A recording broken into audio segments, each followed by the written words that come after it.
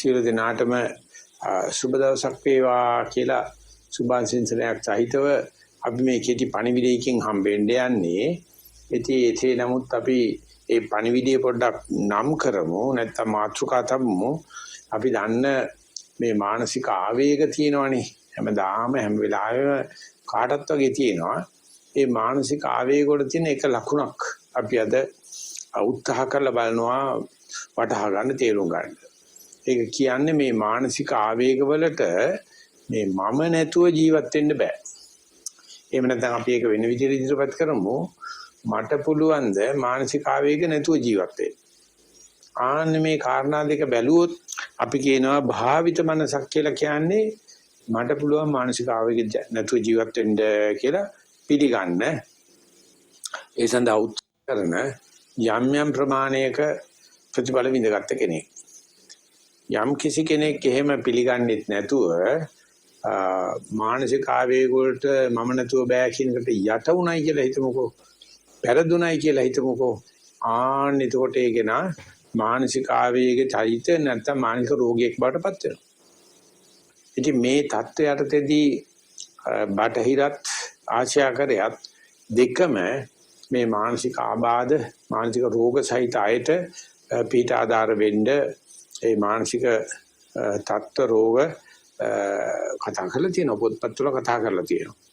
නමුත් ඒක මේ ලෙඩ වෙලා මානසික ආවේග වලට ආතුර වෙලා ඒක නැති කරගන්න උත්සාහ කරන එකට යම් ප්‍රතිඵලත් ලැබලා තියෙනවා.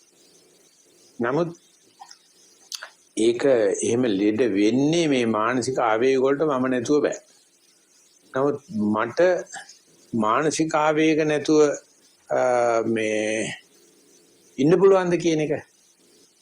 ඒක ටිකක් මේ මානසික විද්‍යාඥයන් ටිකක් බය මාතෘකාවක්. ඒ මොකද හේතුව ඔය කතා කරන මානසික වෛද්‍යවරුත් මානසික ආවේග වලට ලක් වෙලා තියෙනවා. ඉතින් ඒක නිසා ලක් වෙච්ච එකනට මේක සාකච්ඡා කරන්න වෙලාවක් නැත්තේ නෑ. මොකද එයා මේ වෙනකොට ආතුර වෙලා තියෙන්නේ.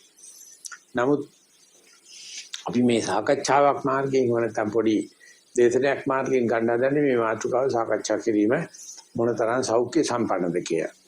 මොකද අපේ પરම්පරාවටත් වඩා අපේ දුවදරුවෝ එතන මොනුබුරෝ මිනිබිඩියෝ ඒත් මේ තත්ත්වයට ලක් වෙලා තියෙනවා. ඒ ඇත්තන්ට මේව සාකච්ඡා කරන්න වෙලාවකුත් නැහැ. මේ වෙනකොටම උග්‍ර වෙලා ප්‍රශ්නේ උච්චන්න වෙලා තියෙනවා.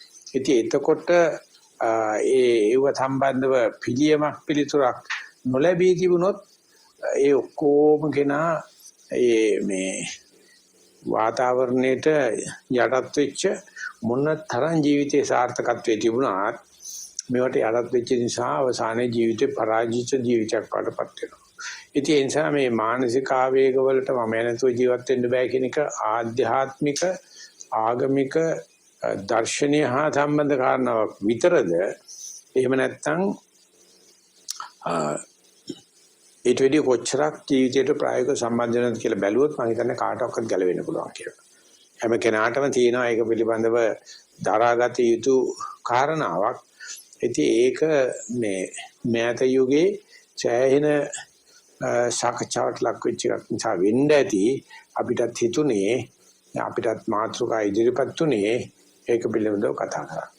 මේක ගැන බලනකොට ඒක උග්‍ර බව හැබැයි ඒක නකටවත් එහෙම නැහැ කියන්න බෑ. නමුත් අපි බැලුවොත් අපේ ජීවිතේ මුල් කාලේ එහෙම නැත්නම් ළමාවිය ගත්තොත් පුංචි ළමයින්ට මේ මානසික ආවේග නැහැ. ඒ හේතුව මම නැති නිසා. මම ඉන්නවනම් මානසික ආවේග තියෙනවා. ඉතින් ඒ නිසා අපි පටන් ගත්තේ හොඳ තැනකින්.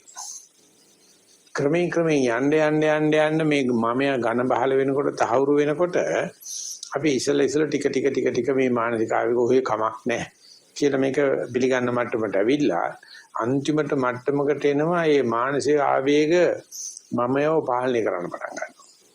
පාලනය කරලා දාස භාවයටපත් කරලා මේ අශ්‍යාපිට යන කෙනෙක් වාගේ තෝන්ලනු දෙක අල්ලගෙන දුවන්න පටන් අරගත්තට පස්සේ මොන දේ ළඟා කරගත්තත් ඒ මානසික සාන්තියක් සාහනයක් නැති තත්ත්වයටපත් වෙනකොට අද අපේ සමාජයේ ජීවත් වෙන වයසක પરම්පරාව ගත්තොත් ඒ પરම්පරාවට ඒක විශාල ප්‍රශ්නයක්. ඒ වගේම කල්පනා කරනකොටත් බයක් ඇති වෙනවා.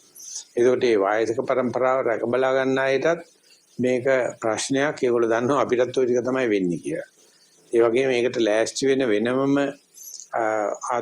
මේ සාතු සේවක කණ්ඩායමක් ඉන්නවා. ඒ ඇත්තොත් සෑහෙන ආතතියකටපත් වෙනවා. රැකියාවක් වශයෙන් කරාට සෑහෙන ආතතියකටපත් වෙනවා. මොකද මේ මානසික රෝග වලින් ආතුර වෙච්ච කෙනා සන්තෝෂ කරන්න අමාරුයි. එයා හිතනවා මේ මානසික රෝග සහ ආවේග වලට ප්‍රධාන හේතුව බාහිර දෙයක් කියලා.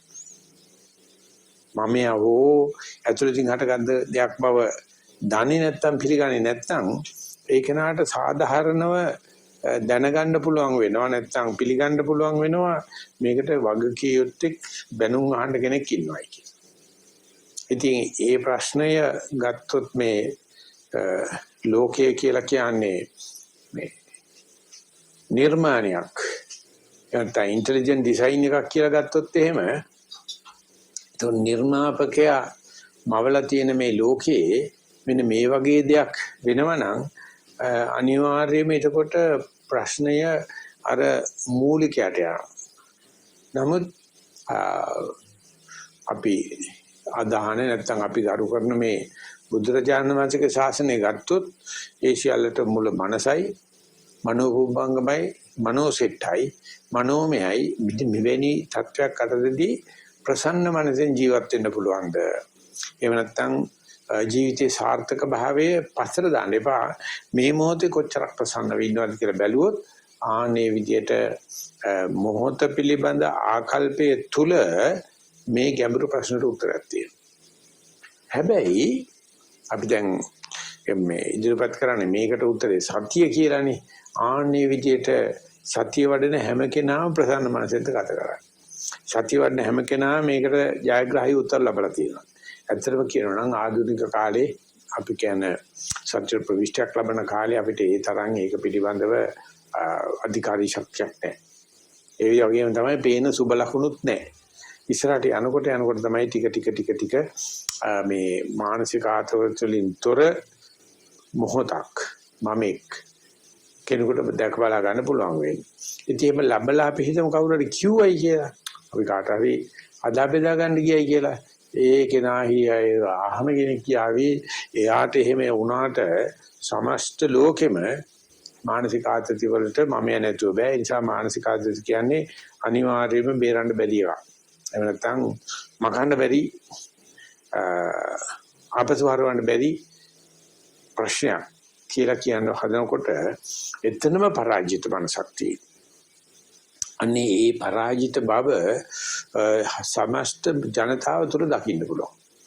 මොනතරම් තාක්ෂණයෙන් දිනුනත්, චර්චල පහසුකම් දිනුනත්, සංවේදනයෙන් දිනුනත් සමස්තයක් වශයෙන් තියෙන ශෝකාන්ත කතාවක්.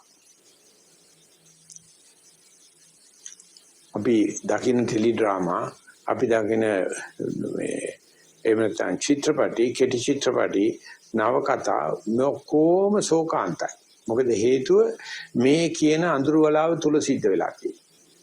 නමුත් මේ ශාසනයක් කියලා කියන්නේ මේකටත් වගේ කියන්න ඕනේ තමන් තුනයි උත්තරේ තියෙන්නේ කියලා.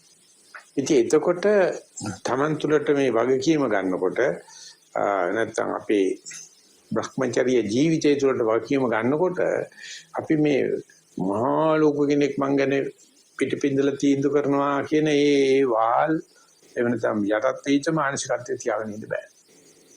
ඒ නිසා ඒක සත්‍යයත් එක්කම ඉස්සරහට යනකොට තේරෙන්න පටන් ගන්නවා ලෝකයා ඔක්කොම කියාවි මේ මානසික ආතතිය වලට මම යන්නේතෝ ජීවත් වෙන්න බෑ. නමුත් භාවනා කරන එකන සතිමත් වෙන එකන යෝගාවචරය කියනවා මට තියෙනවා සමහර චිත්තක්ෂණ කීපයක් මානසික ආතති නැති අත්දැකීමක්.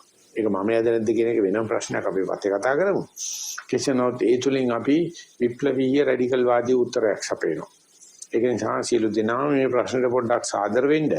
සාදර වෙලා මේ කෝකටත් තයිලේ වෙන හෙදකමක් පෙදකමක් දෙකම වෙන සතිය වැඩිම හරහා අපි කට අර පටන් ගන්නකොට කියපු විදිහට සුබ දවසක් කරගන්න උත්සාහ කරන්න කියලා අපි මේකේ ටිපණි විදිහේ සම්පන්න